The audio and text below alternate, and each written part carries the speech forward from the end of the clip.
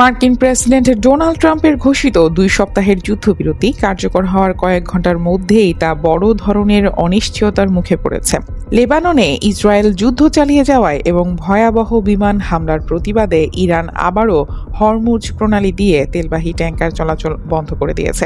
ইরানের আধা সরকারি বার্তা সংস্থা ফার্স নিউজ 8 এপ্রিল এই তথ্য নিশ্চিত করেছে। এই সংকটের মূলে রয়েছে যুদ্ধবিরতির আওতা নিয়ে চরম অস্পষ্টতা। পাকিস্তানের প্রধানমন্ত্রী শাহবাজ শরীফ, যিনি এই শান্তি আলোচনায় মধ্যস্থতাকারীর ভূমিকা পালন করছেন, দাবি করেছেন ইসরায়েল, যুক্তরাষ্ট্র ও ইরানের মধ্যে হওয়া এই চুক্তিতে লেবাননও অন্তর্ভুক্ত। অর্থাৎ হিজবুল্লাহর ওপর হামলাও বন্ধ হওয়ার কথা ছিল।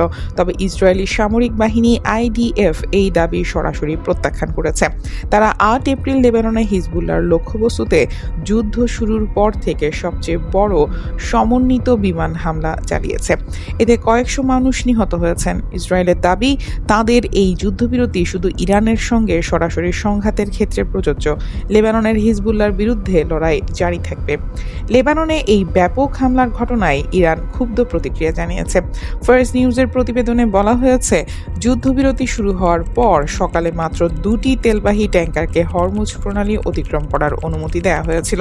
কিন্তু লেবাননে ইসরায়েলি হামলা শুরু হওয়ার সঙ্গে সঙ্গে ইরান বাকি সব ট্যাঙ্কারের চলাচল স্থগিত করে দেয়। ইরানি পররাষ্ট্রমন্ত্রী আব্বাস আরাগচি পাকিস্তানের সেনা প্রধান জেনারেল আসিম মুনিরের সঙ্গে এক জরুরি ফোনালাপে ইসরায়েলের বিরুদ্ধে যুদ্ধবিরতি লঙ্ঘনের গুরুতর অভিযোগ তুলেছেন। তেহরান থেকে সতর্ক করে দেওয়া হয়েছে, লেবাননে হামলা বন্ধ না হলে তারা এই শান্তি চুক্তি থেকে পুরোপুরি বেরিয়ে আসবে এবং পাল্টা আঘাত হানবে।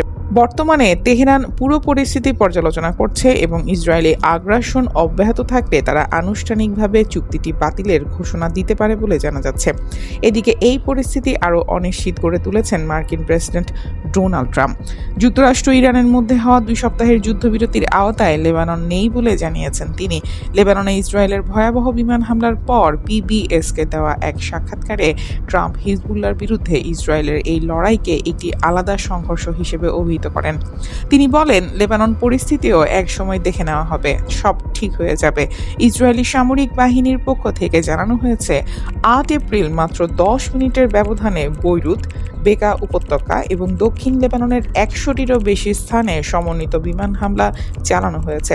মূলত গত 2রা মার্চ হিজবুল্লাহর একটি আন্তঃসীমান্ত হামলার পর থেকেই ইসরায়েল লেবাননের অভ্যন্তরে বিমান ও স্থল অভিযান তীব্রতর করে। যুদ্ধবিরতির আওতায় হরমুজ প্রণালী খুলে দিতে রাজি হয়েছিল, যা বিশ্ববাজারে তেলের আকাশচুম্বী দাম কিছুটা কমিয়েছিল। কিন্তু লেবাননে যুদ্ধ না থামার জেরে প্রণালীটি পুনরায় বন্ধ হওয়ায় বিশ্ব অর্থনীতিতে নতুন করে অস্থিরতা দেখা দিয়েছে।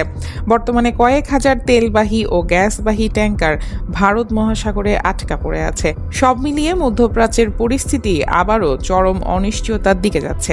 News desk, দুদিয়াল।